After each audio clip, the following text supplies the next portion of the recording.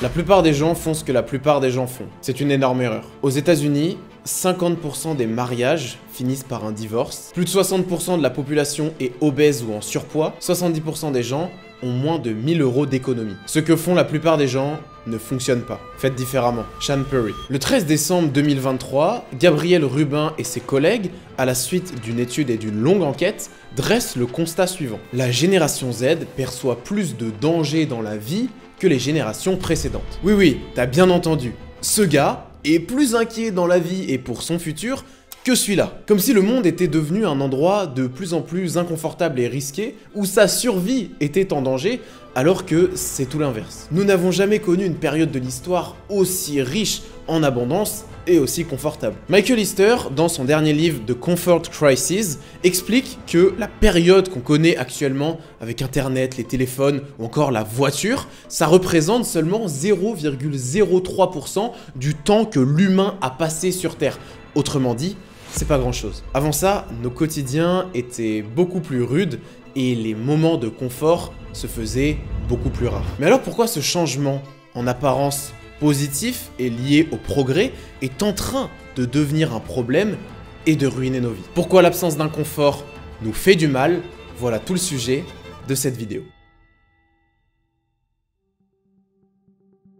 En 1961, Daniel Ellsberg, qui a été formé à Harvard, mène une expérience autour de la théorie de la prise de décision qui va nous donner des réponses intéressantes. Le procédé est simple, dans une urne, on va mettre 90 boules, dont 30 qui seront rouges. Les boules restantes seront jaunes et noires et leur distribution inconnue. Les participants doivent alors faire un choix entre les deux paris suivants. Pari A, qui tire une boule rouge gagne, les boules jaunes et noires étant perdantes. Pari B, qui tire une boule jaune gagne, les boules rouges et noires étant perdantes. Dans cette situation, la plupart des gens choisissent le pari A, c'est-à-dire une chance sur 3. Maintenant, dans la deuxième partie de l'étude, on propose des choix différents. Pari C, qui tire une boule rouge ou noire gagne, les jaunes étant perdantes. Pari D, qui tire une boule jaune ou noire gagne, les boules rouges étant perdantes. Dans cette situation, la plupart des gens choisissent le pari D. Cette étude, elle est passionnante parce qu'elle met en lumière un paradoxe entre les deux choix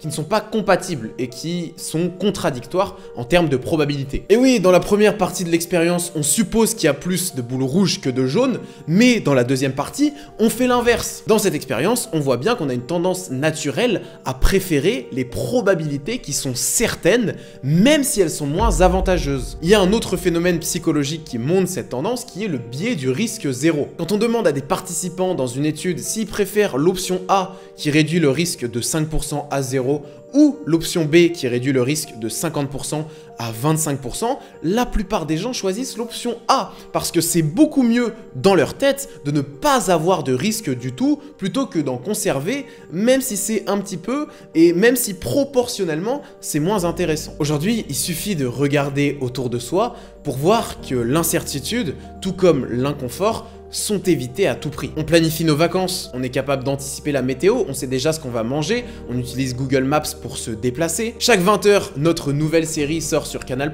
L'incertitude et l'inconfort aujourd'hui sont combattus. Comme si c'était quelque chose de mal, quelque chose de néfaste qui pouvait nous causer du tort. C'est bien ça le problème. On manque d'humilité et vous allez voir que l'inconfort n'est pas une option. Préparez-vous au pire, le meilleur peut s'arranger de lui-même. Dans son livre « Jouer sa peau », Nassim Nicolas Taleb fait une distinction qui me semble importante entre la ruine et le risque. Je cite, « On peut aimer le risque tout en nourrissant une profonde aversion pour la ruine. Les bénéfices de la ruine ne compensent jamais les risques de celle-ci. » Pourquoi? Parce que le risque est passager, alors que la ruine est irréversible. En gros, c'est un peu la même distinction que l'inconfort, ou encore la douleur, et la mort. Le truc aujourd'hui qu'on a mal compris, et qui pourrait paraître paradoxal, c'est que si on veut esquiver la ruine, si on veut esquiver la mort, nous n'avons pas le choix que de nous exposer au risque. La loi de l'Hormèse en biologie est un excellent exemple de ce qu'on appelle aussi l'antifragilité. S'exposer à un risque, si celui-ci n'est pas trop en dehors de notre zone d'adaptation et qu'on laisse derrière un temps de réparation, permet de se renforcer et d'être mieux armé pour les prochains risques ou même une potentielle situation de ruine. S'exposer au froid, c'est un risque pour le corps parce que ça met en danger sa survie et ça lui demande de produire beaucoup d'énergie.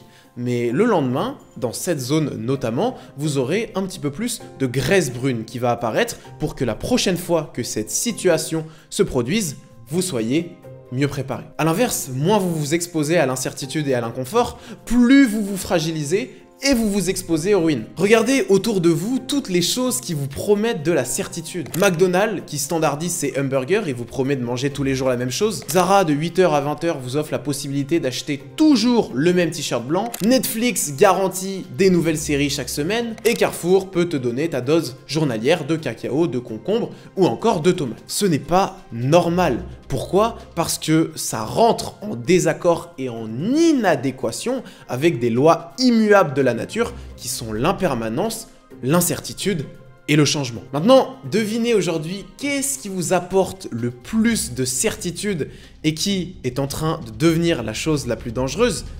Évidemment, c'est ce téléphone. Aujourd'hui, 45% des hommes entre 18 et 25 ans n'ont jamais osé aborder une fille dans la rue. La certitude d'avoir du porno en rentrant ou de pouvoir regarder des jolies filles sur Instagram leur suffit et donc les atrophie. L'incertitude n'est pas un choix et plus vite vous l'aurez compris, que ce soit pour vous ou vos proches, plus vite vous éviterez la ruine. Aujourd'hui, on voit bien les dégâts quand on s'oppose à cet état de nature, comme dirait Rousseau, par exemple d'un point de vue physique. Vous êtes fait pour marcher ou encore courir, faire du sport, mais quand vous restez assis, vous commencez à avoir des problèmes de sédentarité. Vous mangez des aliments qui sont ultra transformés, en opposition avec votre nature, vous prenez du poids. Vous regardez trop les écrans et votre sommeil s'en voit fortement impacté. La raison pour laquelle vous devez délibérément faire des choses difficiles est que lorsque des défis non auto-élus se présenteront, et ils le feront, vous pouvez vous dire « Je ne sais pas comment tout cela va se passer, mais je suis certain que je peux faire des choses difficiles. » Ne vous auto-mutilez pas, mais faire des choses difficiles en vaut toujours la peine. Personnellement, quand je pense à l'inconfort, souvent je suis un peu tendu et effrayé parce que ça pourrait provoquer et parce que souvent, c'est désagréable. Faire une conférence devant 100 personnes, une grosse séance de crossfit ou encore un bain froid, je sais que je dois le faire et que c'est bon pour moi et que ça me renforce, mais souvent, je ressens quand même beaucoup d'appréhension. Pour autant, à chaque fois, ou presque, évidemment, je triomphe. Derrière cette belle chemise, le physique est en place, le bain froid est hebdomadaire et la conférence, le TEDx devant 100 personnes, je l'ai fait. Et le secret pour faire tout ça, je crois pas qu'il soit dans une volonté supérieure aux autres. Je pense même être de nature assez peureuse comparé à certaines personnes ou à certains amis avec qui j'étais par exemple en sport-études au collège. Mais je pense qu'il tient plutôt du choix délibéré de s'exposer de manière volontaire à cet inconfort. C'est moi qui décide volontairement de me mettre dans ces situations inconfortables et étonnamment, elles sont tout de suite beaucoup moins subies. En 1929, le physiologiste Walter Cannon a découvert la théorie de la réponse fuite ou combat, ce qu'on appelle en anglais fight or flight. Il s'est rendu compte, chez les animaux notamment, que face à une menace, le système nerveux, de manière automatique et quasiment inconsciente, a deux réponses à sa disposition, soit celle de fuir ou soit celle de combattre. Et un monde idéal voudrait qu'en fonction de la situation, on soit capable de choisir la réponse la plus adaptée. Et ça, c'est un petit peu utopiste chez les animaux, mais pour l'homme, ce n'est pas le cas. On a dans notre cerveau ce qu'on appelle le cortex préfrontal qui permet d'exercer un contrôle top-down sur nos pulsions animales et sur nos instincts. Nous sommes capables de fuir et de combattre. Le problème aujourd'hui, c'est que la fuite, c'est devenu notre nouvelle réponse par défaut. Dès que le potentiel d'inconfort se présente ou d'incertitude, nous fuyons. Parce que oui, c'est important de le préciser, mais dans le monde réel et dans son état de nature, les moments d'inconfort et d'incertitude sont déjà là. Il n'y a même pas besoin de les provoquer et de les créer. Mais encore, faut-il les vivre? Et aujourd'hui, on a du mal à faire ça parce qu'on estime qu'ils ne sont pas normaux et qu'on ne devrait pas vivre ces moments-là, alors que c'est justement le fait de les esquiver et de fuir en permanence, notamment sur les écrans ou en utilisant d'autres substances qui font qu'on est de moins en moins capable de combattre et de les affronter. Notre téléphone et les réseaux sociaux sont devenus le premier narcotique au monde qui nous permet constamment de fuir le réel. Un moment d'inconfort, lorsqu'il est fui, souvent ne permet pas du tout d'obtenir les mêmes bénéfices que lorsqu'il est combattu. Par exemple, une séance de sport, si on y va dans la dynamique que ça va être très difficile, qu'on va souffrir et qu'on fera en sorte de s'économiser au maximum et quand le coach aura tourné le dos, de faire moins de pompes, c'est pas exactement la même chose que quand on y va dans une dynamique de combat où on va vraiment vivre ce moment, se confronter au réel et donc par la même occasion potentiellement se renforcer. Tout ce que j'ai dit précédemment, c'est très important parce que ça te permet à toi de prendre conscience que, ah oui, en fait, l'inconfort, c'est extrêmement important et donc c'est logique pour moi de m'y exposer. Et c'est pas bizarre comme quand je suis chez des amis de mes parents, qu'on est le 24 décembre et que je vais me baigner parce que l'eau est à 5 degrés. Eux, ils comprennent pas, ils pensent que je suis complètement fou et que je vais tomber malade. Mais au fond, moi, je sais que c'est eux qui s'exposent davantage à des problèmes et à des risques que moi dans cette situation.